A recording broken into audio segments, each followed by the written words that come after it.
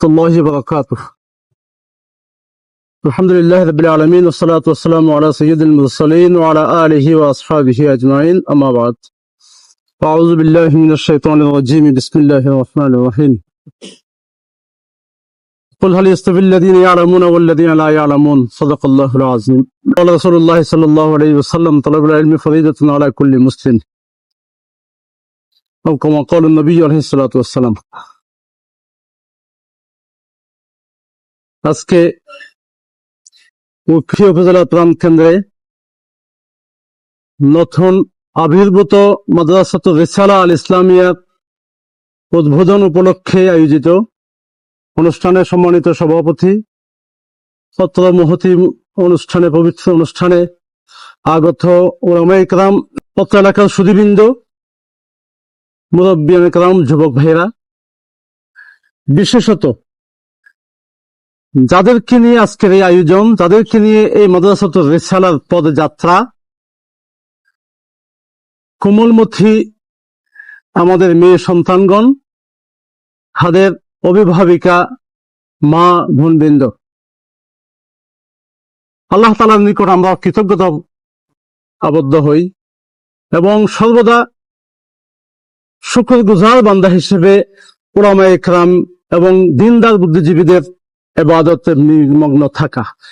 সাথে আজকে সবচেয়ে বড় একটা বিষয় হচ্ছে মুসলিম সমাজ বিনির্মাণের লক্ষ্যে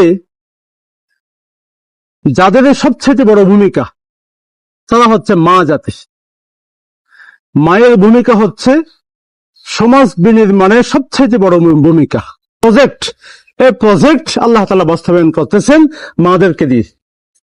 সেই মায়েরাই আজকের শিশু, সেই শিশুদেরকে নিয়ে আজকের এই চিন্তা ভাবনা প্রতিষ্ঠানের অগ্রযাত্রা তাদেরকে বিনির্মাণ করাই মাকে যথাযথ যোগ্য মা হিসেবে গড়ে তোলার লক্ষ্যে আজকের আয়োজকদের আজকের এই প্রয়াস, এই প্রচেষ্টা।